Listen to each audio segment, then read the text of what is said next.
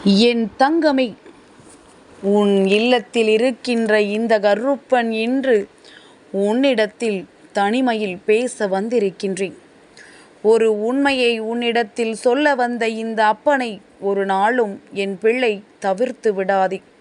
கருப்பன் உன்னை தேடி வந்து விட்டேன் என்றால் போதுமல்லவா, இந்த வாழ்க்கையில் உனக்கு எல்லாமும் நல்லபடியாக நடந்துவிடும்.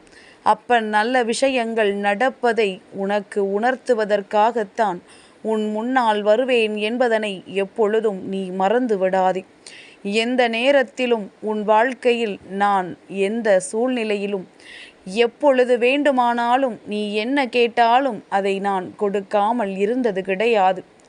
என் பிள்ளை, அப்பனின் அன்பு எந்த அளவிற்கு உயர்ந்தது என்பதனை நீ நிச்சயமாக என் பிள்ளையானால் இந்நேரம் தெரிந்து கொண்டிருப்பாய். இந்த கருப்பன் உன் வாழ்க்கையில் செய்து கொண்டிருக்கின்ற ஒவ்வொரு விஷயங்களும் என்னவென்று நீ புரிந்து கொண்டிருப்பாய். உனக்கு கிடைத்திருக்கின்ற ஒவ்வொரு நன்மைகளையும் நல்லபடியாக நீ உணர்ந்து அதற்கு ஏற்றது போல இந்த வாழ்க்கையை நீ வாழவும் தொடங்கி இருப்பாய். எத்தனையோ விஷயங்களினால் என் பிள்ளை வேதனைப்பட்ட பொழுதும், எத்தனையோ சூழ்நிலைகளால் என் குழந்தை காயமடைந்த பொழுதிலும், இந்த மனிதர்களினுடைய எண்ணங்கள் உன்னை வாட்டி வதைத்த பொழுதும், அதையெல்லாம் கடந்து இந்த வாழ்க்கையை நீ வாழத் தொடங்கி இருக்கிறாய் என்றால் அது இந்த கருப்பன் உனக்கு கொடுத்த தைரியம்தானே காரணம். என் பிள்ளையே, இந்த வாழ்க்கையில் உனக்கு ஒரு ரகசியம் இருக்கின்றது. அந்த ரகசியத்தை முதலில் நீ தெரிந்து கொள்.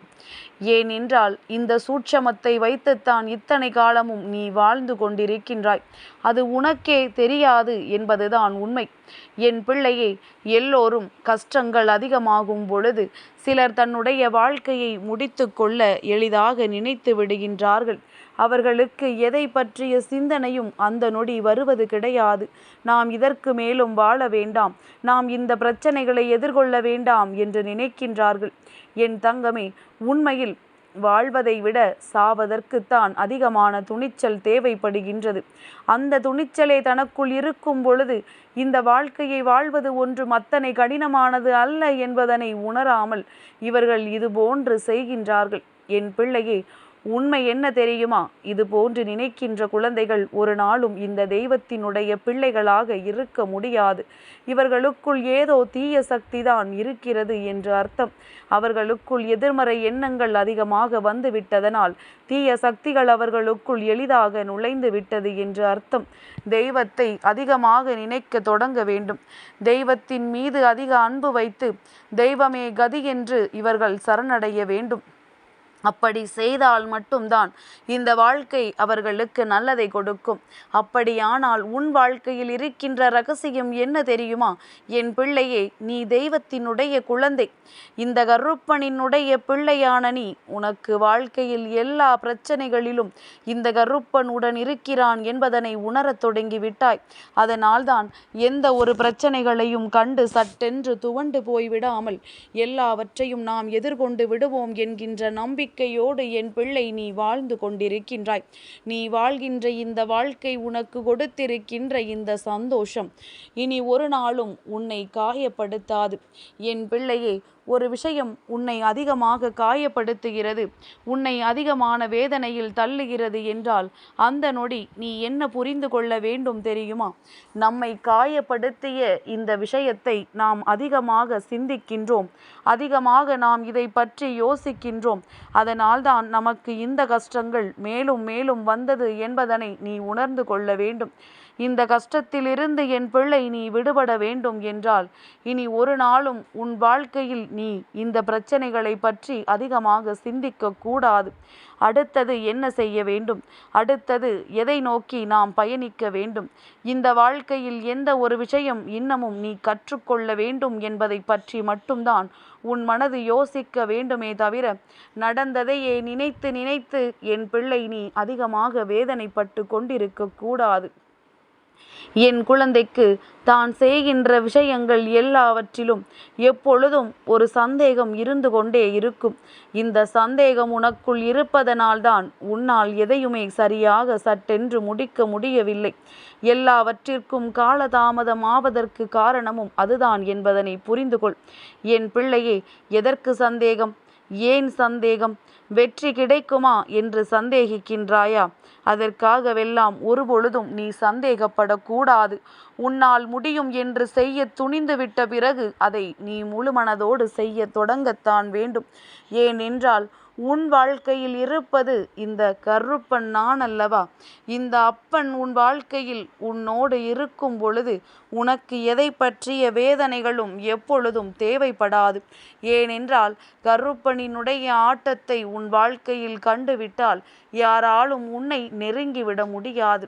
எந்த தீய சக்திகளும் உன் வாழ்க்கையில் எதையும் செய்துவிட முடியாது. நான் உன்னை ஆட்டி படைப்பவன் அல்லவா? உன்னிடமிருந்து உன் உழைப்பை வாங்கிக் கொள்பவன் அல்லவா? என் பிள்ளையே, உன்னை வாழ்க்கையில் முன்னேறச் செய்ய என்னவெல்லாம் செய்ய வேண்டுமோ அதையெல்லாம் இந்த கருப்பன் நான் சரியாக செய்து கொண்டிருக்கின்றேன் அல்லவா?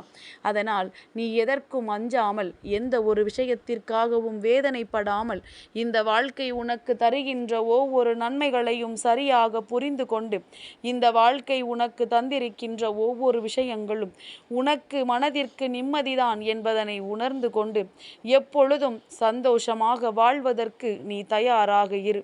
என் பிள்ளையே, நான் உனக்கு இப்பொழுது ஒரு விஷயம் சொல்கின்றேன், அதை கவனமாக கவனித்துக்கொள்.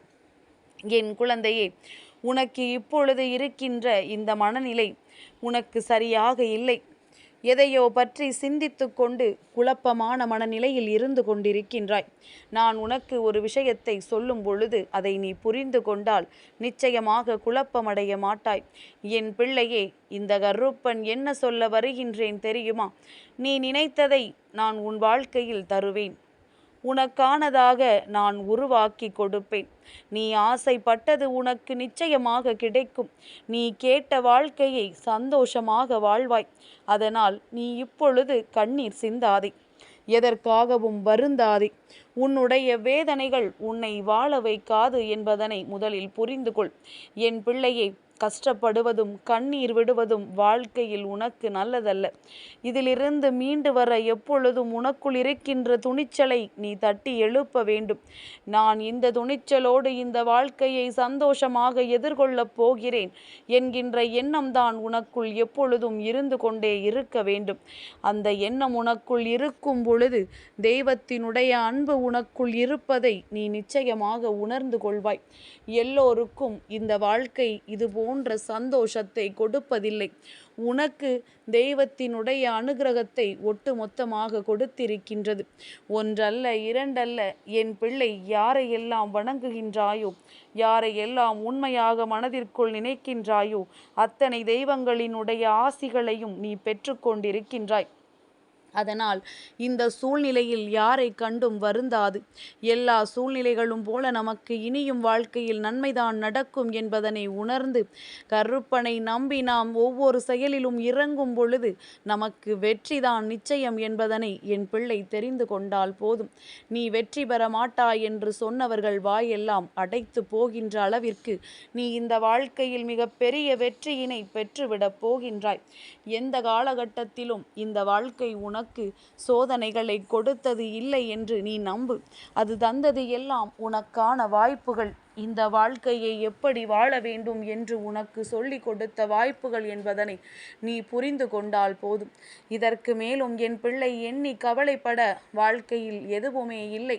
நீ நல்ல சூழ்நிலையில் நல்ல வேதனைகளை கடந்து நல்ல கட்டத்தை அடைவதற்குரிய அத்தனை மாற்றங்களையும் அடைய வந்து விட்டாய். இனி இந்த வாழ்க்கை உனக்கு சந்தோஷத்தை முழுமையாக கொடுக்கும். இந்த வாழ்க்கை நீ ஆசைப்பட்ட அத்தனை விஷயங்களையும் உன் கைகளில் கொடுக்கும். நீ வேண்டிய தெய்வம், நீ விரும்பிய தெய்வம் இந்த வாழ்க்கையில் உனக்கு நல்லதை மட்டும்தான் செய்யும். அதனால் தெய்வத்தின் மீது பாரத்தை போட்டுவிட்டு என் பிள்ளை வெற்றி நடை போட்டு பயணித்து கொண்டே இரு. உன் வெற்றியை நான் உறுதி செய்கின்றேன். உனக்கானவற்றை நான் உன் கைகளில் தருகின்றேன். என்றும் நீ இனிமேல் மனமகிழ்ச்சியோடு வாழ்வாய். என்றும் இனி உனக்கானதை நீ நிம்மதியாக பெற்றுக்கொண்டு இந்த வாழ்க்கையின் சந்தோஷத்தை தெளிவாக உணர்ந்து கொண்டு நீ வாழத்தான் போகின்றாய். எதற்கும் கலங்காமல் இருக்க வேண்டும் என்னுடைய பிள்ளை. நீ இந்த கருப்பனின் குழந்தையானால் உன் கண்களிலிருந்து வருகின்ற கண்ணீர் ஆனந்த கண்ணீருக்காக மட்டும்தான் இருக்க வேண்டுமே தவிர அடுத்தவர்களின் மனதை சந்தோஷப்படுத்துவதற்காக ஒரு பொழுதும் இருக்கக்கூடாது.